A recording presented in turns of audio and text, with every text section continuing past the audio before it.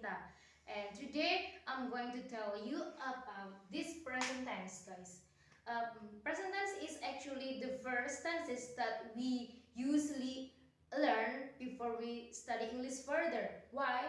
Because this is the very simple tense that we actually use in our daily life, in our daily conversation. Oke, jadi kenapa sih guys? Pertama-tama kita harus belajar present tense dulu sebelum kita belajar tenses yang lain. Atau kenapa kita harus belajar tenses ini? Karena tenses ini digunakan untuk berbicara sehari-hari kita.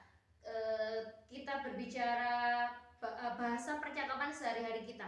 Okay, let me start with the function of the present tense. Okay, jadi pertama kita pelajari dulu fungsinya, ya. Jadi simple present tense ini berfungsi for telling about daily activities. Pertama untuk kita berbicara tentang aktivitas kita sehari-hari. Misal sehari-hari kita apa? Tidur, makan, minum, terus apalagi belajar. Oke. Nah, itu fungsi pertama. Kalau fungsi kedua, itu adalah kita berbicara tentang general truth. Apa itu general truth? General truth itu merupakan suatu kebenaran yang sudah diakui oleh semua orang kebenarannya. Misalkan, matahari terbit di sebelah timur dan tenggelam di sebelah barat. Seperti itu. Lalu, next, habitual action. Habitual action di sini berarti bahwa berbicara tentang kebiasaan kita, ya. Misal berbicara tentang hobi kita, kesukaan kita, seperti itu. Oke? Nah, itu fungsinya. Nah, yang kedua, ini adalah penanda dari present tense atau keterangan waktu.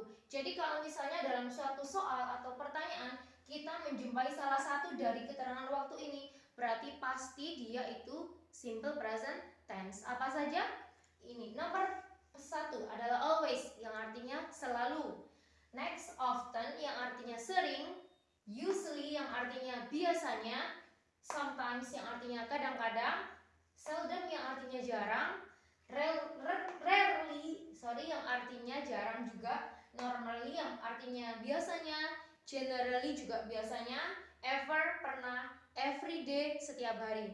Atau biasanya juga every Sunday, every Monday. Pokoknya ada kata every, itu pasti dia present tense. Oke, guys, now let's come to the pattern of this simple present tense. But before that, I want to tell you about today we are going to focus only on the verb. Jadi kalian harus tahu dulu sebelumnya bahwa sebenarnya ada dua jenis kalimat ya guys. Dalam suatu tenses ada kalimat verbal, yaitu kalimat yang hanya mengandung verb atau kata kerja, dan yang kedua adalah kalimat nominal, yaitu kalimat yang tidak mengandung verb tapi mengandung pelengkap, bisa kata benda, bisa kata depan, dan lain sebagainya. Nah, untuk hari ini kita hanya fokus pada kata kerjanya dulu. Oke? Nah, oke, kita langsung saja ke patternnya ya, atau rumusnya. Rumus dari simple present tense itu sendiri. Oke, kita mulai dari kalimat positif dulu guys ya.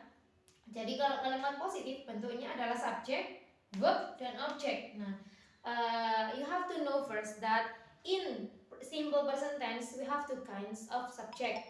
Okay, the first one is singular subject and the next atau the other one is the plural subject. Oke, kalian harus tahu di simple present tense ini kita memiliki dua jenis subjek, yaitu pertama adalah subjek jamak. Biasanya saya menyingkat dengan they, we, I, you. Jadi untuk gampang menghafalnya, jadi seperti nama orang, Dewi Ayu, seperti itu ya guys. They mereka, we kami atau kita, I aku, dan you kamu. Itu adalah merupakan subjek jamak.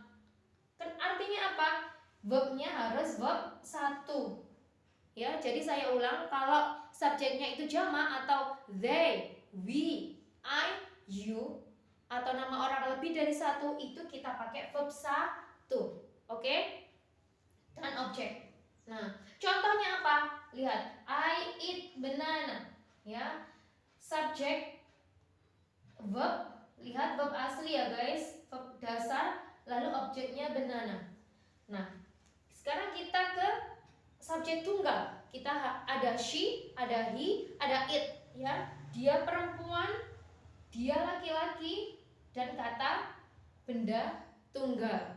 Oke, bisa hewan, bisa benda lain, pokoknya tunggal ya, it itu.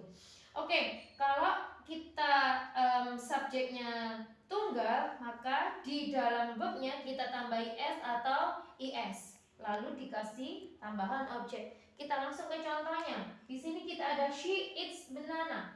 Oke, she subject eats verbnya atau kata kerjanya, lalu banana. Kita lihat guys, perbedaannya apa di sini? Kalau di subjek jamak, it-nya tanpa tambahan apapun. Kalau di subjek tunggal ada s. Lihat kan perbedaannya seperti itu. Jelas ya? Oke, sekarang kita ke bentuk kedua, yaitu bentuk negatif, ya, yang artinya tidak. Kita di sini ada subjek do atau does not plus verb 1, ya. Di sini subjek apapun itu, entah subjek jamak, entah subjek tunggal, kalau dia negatif dia verb 1. Tapi di sini bedanya guys, ada do, ada does. Do ini untuk subjek jamak, ya. They, do itu untuk they, we, I, sama you, ya. Sedangkan yang does itu untuk subjek tunggal, untuk she, he, dan it, ya. Tolong diingat-ingat bahwa do itu untuk subjek jamak atau they, we, I, you, itu do.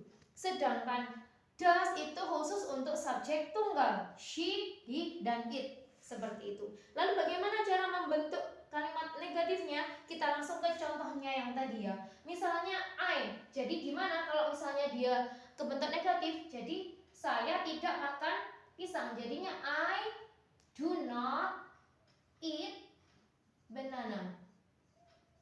Ya. Karena I di sini ikut subjek jamak, jadinya do. Jadi do not, saya tidak makan pisang, seperti itu. Lalu bagaimana kalau she?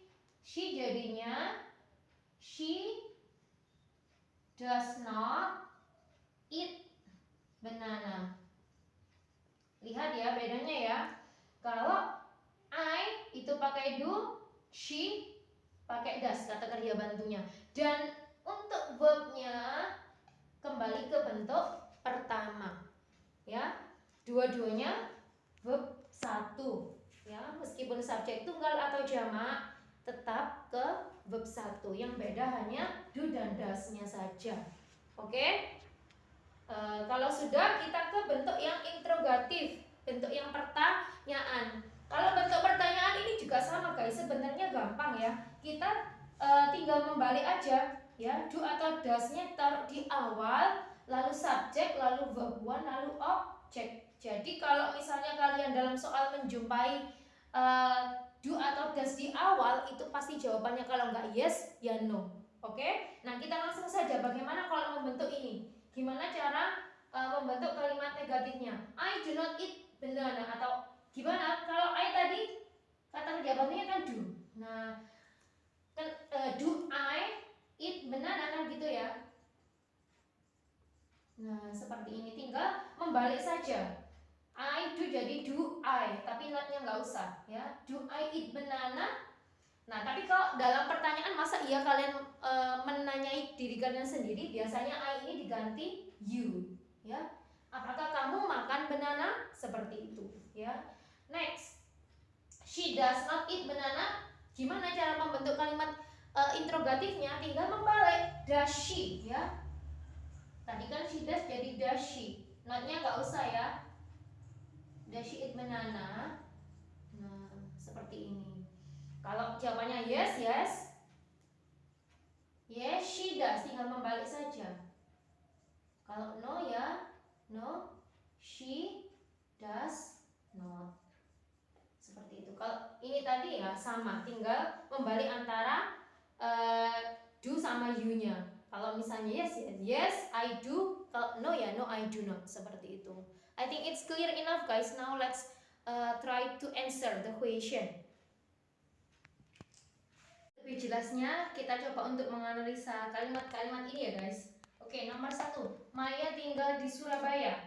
So, Maya, karena Maya ini adalah subjek tunggal, maka kita perlu menambahkan S di bagian verbnya. Jadi Maya lives in Surabaya. Itu kalimat positifnya. Sedangkan kalimat negatifnya, nah kalau tadi subjek tunggal itu kata kerja bantunya adalah does not. Oke, buat negatif ya. Jadi Maya does not live. Live ya. Live-nya verb 1, meskipun dia subjek tunggal, live-nya tetap verb 1 in Surabaya. Jadi negatifnya Maya does not live in Surabaya. Oke. Nah, kalau kalimat interrogatifnya tinggal balik Maya and does. Jadi does Maya ya. Kalau tadi Maya does not, ininya jadi does Maya. Does Maya live in Surabaya? Lalu kita coba ke yang soal nomor 2, mereka belajar bahasa Inggris. They, we, I, you itu tidak ada S-nya. Jadi pakai verb 1. Intinya kalau they, we, I, you itu berarti dia tidak suka S guys, seperti itu. Ya. Oke. Jadi kalau misalnya kalimat negatifnya tinggal kita kasih kata kerja bantunya. Kalau they, we, I, you kata kerja bantunya do. Jadi they do not study English atau bisa disingkat don't biasanya.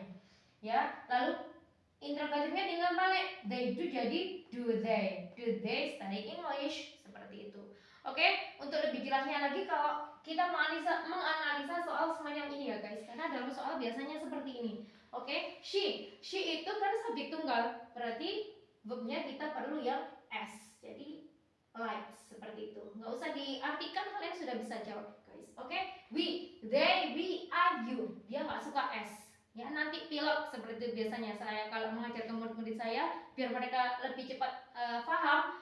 They, we, I, you dia tidak suka S. Nanti pilot. Jadi jawabannya adalah yang tanpa S seperti itu. Lalu yang 3, my mom. My mom itu kan 1, ibuku ya. Jadi subjeknya itu enggak. Jadi dia butuh S. Jadi jawabannya cooks seperti itu. Next number 4. I termasuk they, we, I, you. Jadi dia tidak suka S ya, nanti pilot seperti itu. Jadi pakainya yang verb 1. Nah, nomor 5 juga sama penjelasannya karena they, we, I, you itu tidak suka S. Jadi tanpa S kalian cari yang verb 1. Simpel kan?